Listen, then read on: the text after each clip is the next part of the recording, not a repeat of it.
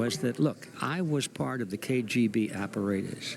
I know what the plan is for America. We talked about it. He wasn't part of the planning group, but he knew what it was. He was inner circle stuff.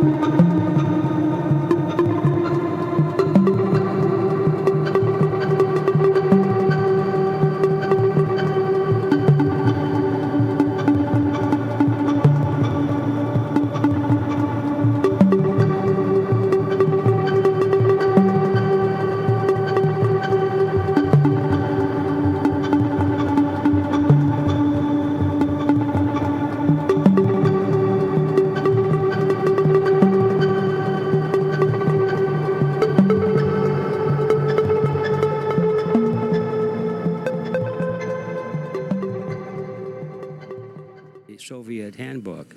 I mean, they've written books on it. And, you know, Stalin did a lot of writing, and Lenin, of course, laid it all out. I'm probably one of the few non-communists that have read, I think, all the works of Vladimir Ilyich Lenin. And he's a very prolific writer, and he's very frank about what he says, you know. He says, promises are like pie crusts made to be broken, you know. And, oh, that's interesting. And then he said, words are one thing, actions another. You know, he's very frank about it. He said, the Americans in the Western world will be fooled. They're suckers. They'll go for anything, you know. As long as they think it's going to be less of a struggle. They don't like struggle, so promise peace, and then they'll cooperate. You know, this is Lenin, and so. Yeah, it's actually happening, and it's no mystery. It's because it's not hidden. If you're willing to research and see what these people really believe and say. Yeah, well, it seems like they're taking a page right out of the Edward Bernays' 1928 propaganda, which really explained how you can manipulate the very ideas and opinions of the masses, and it's largely done by men who you've never seen or heard of. And yeah, so groundbreaking stuff. Really glad you got that on the record. I want to encourage everybody to check it out if you haven't seen it before. A lot of people in this movement have seen that, and they don't realize that you were the one behind the camera doing the interview. So.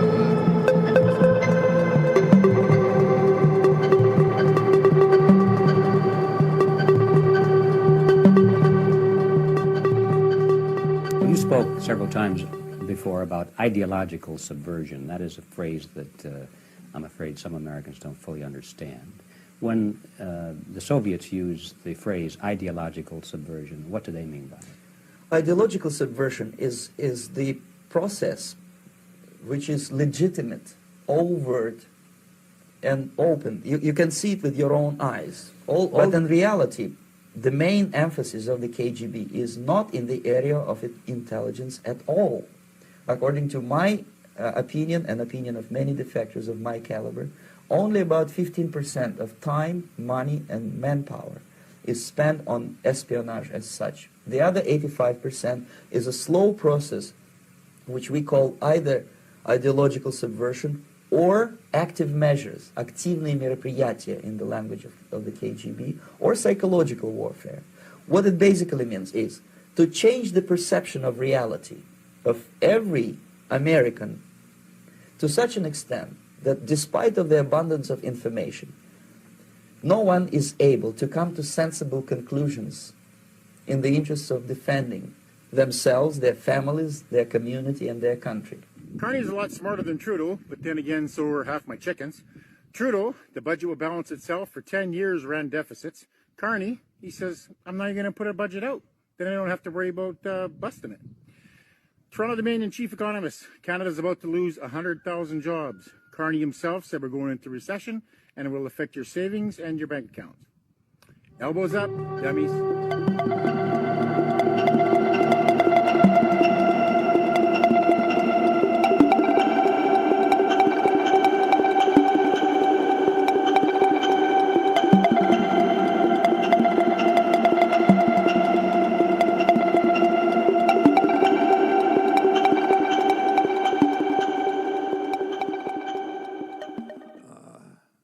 Most unexpected, and we're going to get right into the meat of the stuff that we want to talk about today, okay? I'm disappointed that I came to Canada, a Canada that It is very, very difficult to find Canadians who are passionate about the American-Canadian relationship, okay? You ran a campaign where, you know, it was anti-American, elbows up, me too, you know, it was an anti-American campaign. So our election and our policy was first and foremost, it was fight the tariffs, you know, have a reaction. We had one of the strongest reactions. Sorry for popping in so fast, but on that note, did we do that well? Was that beneficial for us at all? Ooh. Ask their questions. I'm sorry. My apologies. Hi there, Prime Minister. Catherine Cullen, host of CBC's The House. We may be in London, but I've got a question about the United States, sir. It's That's fine. unescapable. Yeah. Why didn't you communicate to Canadians that you were fully dropping non-sectoral retaliatory tariffs? So not just CUSMA-compliant goods, but non-CUSMA-compliant goods. Also, if you have any thoughts about how Donald Trump's latest threats for tariffs on furniture and pharmaceuticals are likely to affect Canada. I mean, the first question is a rounding error. The CUSMA compliant, no, come on. The CUSMA compliant is, for example, for Canada, it's more than 97% is CUSMA compliant. It's effectively the same thing. Hold up. You mean to tell me that most of our trade is tariff-free, actually the vast majority of it, because it falls under CUSMA? What tariffs were you talking about fighting then? What was your entire election promise?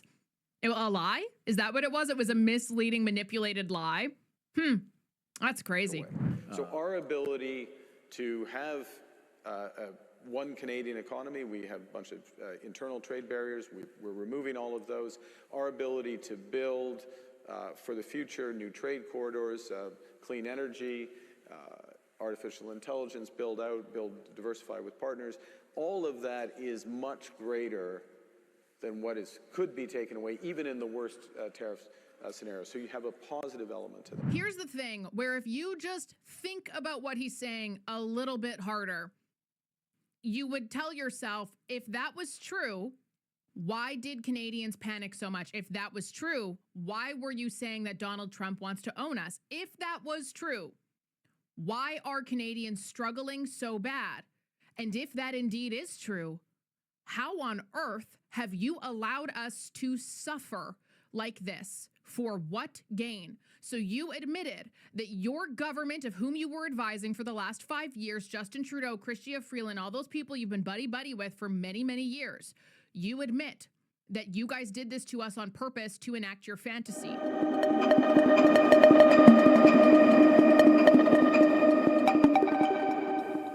It's a great brainwashing process which goes very slow, and it's divided in 4 basic stages. The first one being demoralization. It takes from 15 to 20 years to demoralize a nation. Why that many years? Because this is the minimum number of years which requires to educate one generation of students in the country of your enemy, exposed to the ideology of the enemy. In other words, Marxism-Leninism ideology is being pumped into the soft heads of at least 3 generations of American students without being challenged or counterbalanced by the basic values of Americanism, American patriotism. The result you can see. Most of the people who graduated in the 60s, dropouts or half-baked intellectuals, are now occupying the positions of power in the government, civil service, business, mass media, educational system. You are stuck with them. You cannot get rid of them. They are contaminated. They are programmed to think and react to certain stimuli in a certain pattern. You cannot change their mind, even if you expose them to authentic information, even if you prove that white is white and black is black. You still cannot change the basic perception and the logic of behavior. In other words, these people, the process of demoralization is complete and irreversible. Nobody is going to pay them nothing for their beautiful, noble ideas of equality. This they don't understand, and it will be a greatest shock for them, of course. The demoralization process in the United States is basically completed already. For the last 25 years. Actually, it's overfulfilled, because demoralization now reaches such areas where previously not even Comrade Andropov and all his experts would even dream of such a tremendous success. Most of it is done by Americans to Americans, thanks to lack of moral standards. As I mentioned before, exposure to true information does not matter anymore. A person who was demoralized is unable to assess true information. The facts tell nothing to him. Even if I shower him with information, with authentic proof, with documents, with pictures, even if I take him by force to the Soviet Union and show him concentration camp, he will refuse to believe it until he is going to receive a kick in his fat bottom. When a military boot crashes then he will understand, but not before that. That's the tragic of the situation of demoralization. So basically America is stuck with demoralization, and unless, even if you start right now, here, this minute, you start educating new generation of Americans, it will still take you 15 to 20 years to turn the tide of ideological perception of reality back to normalcy and patriotism. Ever since I was a teenager, I thought I wanted to be a college professor. I've always cared deeply about the pursuit of truth, so that seemed like a perfect career for me. When I first made the decision to pursue a career as an academic scientist, it appeared I could simply focus on learning the literature, asking questions, formulating hypotheses, designing and executing experiments, and then conveying my findings as clearly as possible in scientific journals. But that didn't turn out to be the case. When it came time to start applying for university professor positions, it became clear that my ability to do science or teach students was only a portion of what they cared about. Many universities had adopted a new policy. They insisted that applicants submit a diversity, equity, and inclusion statement. What is that? Generally, a DEI statement asks applicants to explain all the ways that they have contributed to fostering diversity in the past and how they will continue doing so in the future. Sometimes they even asked me to explicitly list all of the racial and sexual minorities I had ever mentored. Now, I care deeply about diversity, equity, and inclusion, but these DEI statements only wanted me to care about two kinds of diversity: diversity of physical appearance, like skin color, and gender and sexual identity. They only cared about inclusion of those two groups, and they only cared about equity if it meant equal outcomes rather than the fair and equal treatment of individuals. But as the fact that this is going on in a small district, by the way, that is a beautiful part of the state, Pescadero. I've been there many, many times. It's a lovely village, a lovely beach, but the school district, not lovely. And here they are focusing on equity instead of excellence in education. And so I looked up the results of this school district where they're so fussed about hiring and diversity. What are they actually getting in terms of their results? In English, over 60% of the students last year didn't meet basic standards, and in math it was nearly 80%. Nearly 80% of the students did not meet basic standards in math. This is a district just the other side of the mountains from Silicon Valley. Like, what on earth are they doing? It tells you what's going wrong. We've got to prioritize education in our schools, not the ideology that the far left have been pushing for so long. Western culture was the true enemy that could be exploited. Marxism was just a weed that could be used to slowly choke our country to death. So let me take it there. I want you to imagine a garden, okay? Because that's our country, yours and mine. It was a garden, and we would tend that garden all the time. It had all kinds of plants, traditions, family values, faith, free markets, individual liberty. They were all growing up. Some were stronger than others. And they're rooted deep in the soil of history.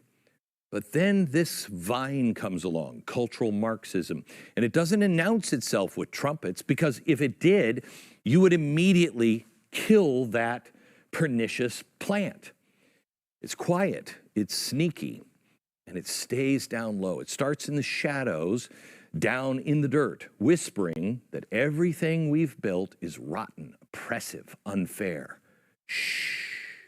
It says the garden has got to be torn up, replanted from scratch, not to make it better, but to make it more equal, even if that means choking out everything that's already in the garden. But it can't announce it. It has to be quiet for a long time. So the first stop that it goes, where the vine takes root, is into the schools. Frankfurt School, Columbia University, and then all the universities all around, the professors, the intellectuals. They're the gardens that have planted and tended this vine. Back in the 1930s, academics spread out like a virus from Columbia University and started saying society's not broken because of bad laws. It's broken because this culture is broken. Family, religion, hard work, that's a cage. And they taught kids not to fix the system, but instead burn it down. Well, this is about the 1960s. That's why we saw our colleges on fire in the 60s. And it was clearly, they were holding up signs of Chairman Mao. But then it started to spread. They taught things like oppressor versus oppressed. Everything is a power struggle. Truth is subjective. Divide people by race, class, gender. There's nothing about the facts anymore, remember? Facts don't care about your feelings. It was all about feelings and grievances. This is what they started, and then they targeted our children.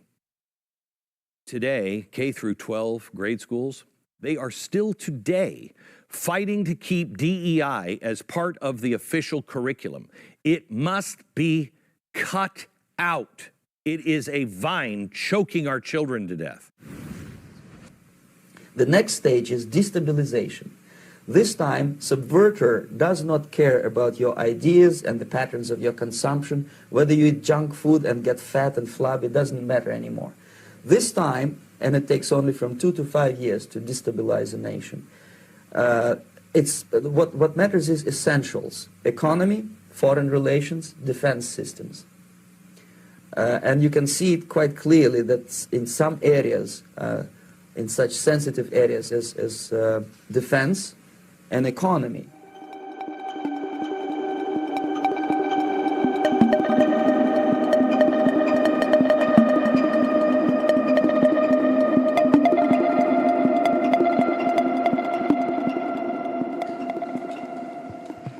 Our biggest challenge as a country is becoming the most urgent. Over the coming weeks, months, and years, we must fundamentally reimagine our economy. We will need to ensure that Canada can succeed in a drastically different world. The old relationship we had with the United States, based on deepening integration of our economies and tight security and military cooperation, is over. What exactly the United States does next is unclear. But what is clear is that we, as Canadians, have agency. We have power.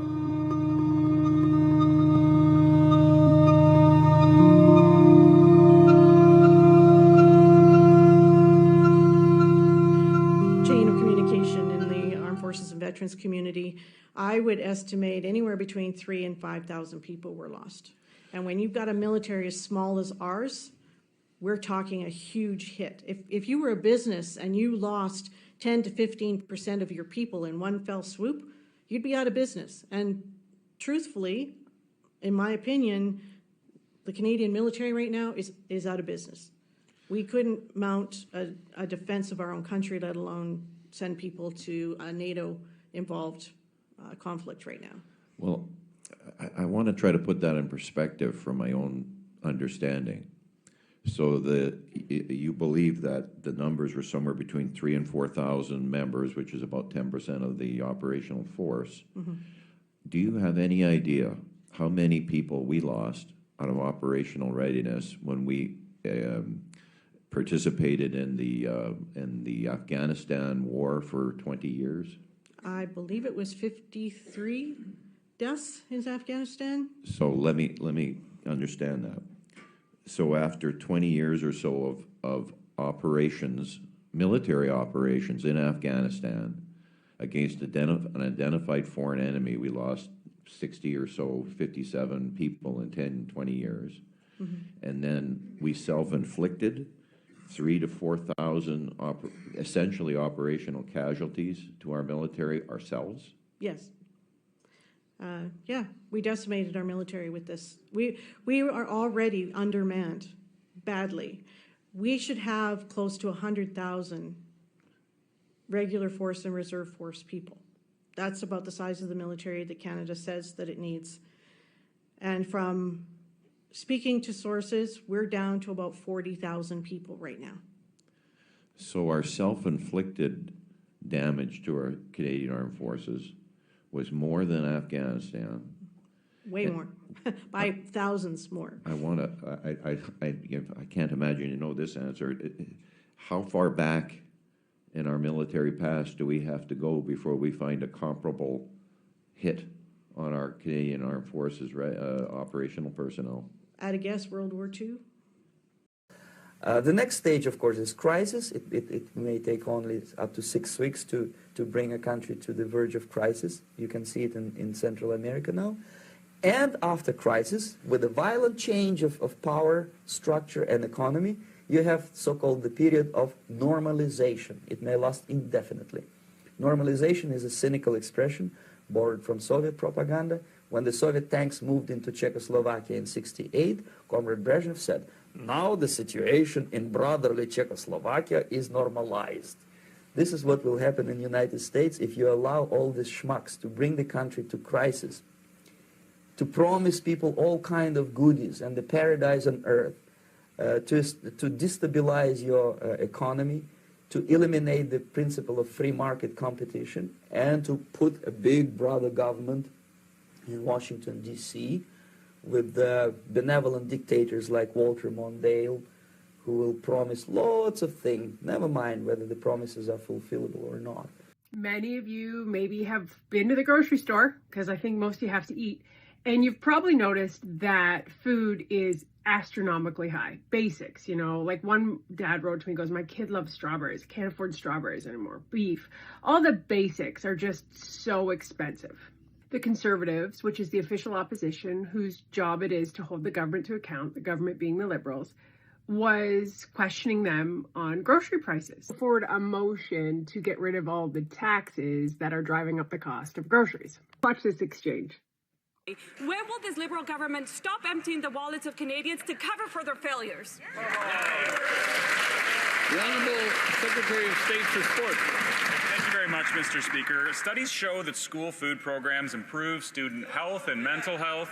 They also improve learning outcomes, better grades in science, math, and reading. Mr. Speaker, those healthy meals in schools can also save a family up to $200 a month. Adam, you're so cute. So here's the real question. Why in the world would Canadians even need a national school food program? Once you recognize why, because remember, the Liberals don't have any money, the government doesn't have any money, it has your money. So they're spending money, which means they owe money. Okay, so just to put it into perspective, it's like putting it on your credit card. So actually, just for context, the Liberal government right now is paying more on the interest that they owe than we are on healthcare transfers. How's your healthcare? They don't have any income to pay for these programs. You know how they pay for them? They tax you harder. So they create all these hopes and dreams social programs that sound amazing, because who doesn't want to support a breakfast program for kids, right? What are you, a heathen? Of course you want to support kids. But how are you paying for it? Oh, wait, all of those billions of dollars that Japan and Germany came to us for LNG, or the business that just went to the States for $8.5 billion, yeah, we don't make that money. Because the money we need to actually pay for these programs is in the ground. It's called oil and gas and energy. What we have tons of, but the Liberals won't pass legislation to actually develop them. They create the problem, then they give you a half-assed solution. Never mind. He will create false illusions that the situation is under control. Situation is not under control. Situation is disgustingly out of control. Most of the American politicians, media, and educational system trains another generation of people who think they are living at a peacetime. False. The United States is in a state of war, undeclared total war against the basic principles and the foundations of this system. And the initiator of this war is not Comrade Andropov, of course. It's the system. However ridiculous it may sound, the world communist system or the world communist conspiracy, whether I scare some people or not, I don't give a hoot. If you are not scared by now, nothing can scare you. But you don't have to be paranoid about it. What actually happens now, that unlike myself, you have literally several years to live on unless the United States wake up. The time bomb is ticking. With every second, the disaster is coming closer and closer. Unlike myself, you will have nowhere to defect.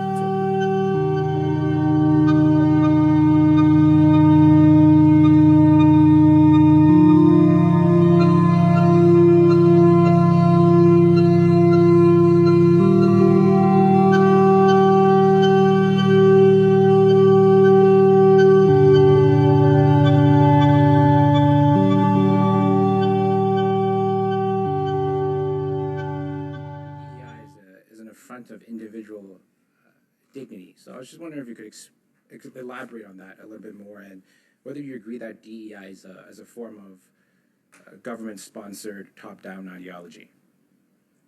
I mean, absolutely. What greater manifestation of ideological top-down stuff than DEI, right? I mean, I present myself to the world as God-sad. Part of me being God-sad is I have green eyes. Part of me being God-sad is I come from Lebanon. Part of me being God-sad is I'm a certain height. I've got some merits. I've got some faults. So I am an individual, and I ask you to judge me as an individual first. The reason why I love science is because when I do my science, I'm trying to discover something interesting about the world. And that phenomenon that I'm studying exists independently of my identity. That's what makes science beautiful. It liberates us from our shackles. So that's what I mean when I say it's an affront to individual dignity. All of the members of this committee are worthy individuals because they are individuals. So I'm first God-sad, and then I'm a member of a group. So nothing could be worse than to create collective tribalism in the pursuit of science. Well, thank you. And we've seen DEI essentially replace meritocracy and this liberal top-down ideology in federal research, and which is, by the way, funded by taxpayers. So it's essentially a government-sponsored ideology that's being implemented onto our public institutions. So, do you think that this has an effect of censoring academic freedoms, and has the effect of being reverse discriminatory on groups that are considered not adhering to DEI? It has a huge effect on censorship. The most dangerous censorship is self-censorship. So I receive thousands of emails that always say the exact same thing. Dear Professor Saad, there's a bunch of compliments, and at the end it's, if you decide to read this email on your show, please don't mention my name. And the person who writes it is a postdoc, is a doctoral student, is a professor, all of whom are happy that I have the courage to say what I say. They would love to say it, but they know that if they do, they will lose their position in the lab, they will lose their position for funding, and so on and so forth. This is not Yemen. This is not North Korea. This is not communist China. This is happening in Canada and the United States. Wow. This is grotesque. Yeah, I mean, let's go back to the basics. DEI is supposed to be something purportedly supposed to create a fair, inclusive, and an environment that's supposed to address historical marginalizations, but it sounds like it's creating the opposite effect. It's unfair, it's exclusionary, and it's actually marginalizing those who have differing viewpoints, which again goes against the purpose of academic research, is the pursuit of knowledge creation. Would you agree that this is affecting Canadians' trust in public institutions? We've seen the lack of public trust by Canadians in public institutions at an all-time low, and it's no coincidence that it's after 10 years of liberal top-down ideology being implemented on public institutions. So do you think it hurts our reputation globally? Of course it does, right? I mean, one of the reasons why I've been able to build I'm thankful to have built such a large platform is because the message that I share with the wider audience is one that resonates with people, right? So when I exist in the rarefied ivory tower, then I'm viewed as a pariah, right? Because I don't say the things that I'm supposed to say. But the larger audience, the trucker, the the corrections officer, the police officer, they're all writing to me and saying, oh my God, I wish my son or daughter had you as a professor. Look, being a professor is a privilege. It's a place where you can be a free thinker. The reality, though, it's an Orwellian, Kafkaesque world where everybody is afraid to utter one syllable out of place, lest they might be fired or somebody might find out that they don't love Justin Trudeau or that they love Donald Trump. This is not what we want in our academics. We want them to be free thinkers. And this Liberal government is doubling down, it sounds like. It's actually making it even worse. So what has DI actually achieved? What do you think? Has it destroyed more than it's actually built? I mean, 1,000%, right? I could show you tons of emails where someone wrote to me saying, I was thinking of going to academia, but I Sorry know for that I am. interrupting. Time is up for Mr. Hu.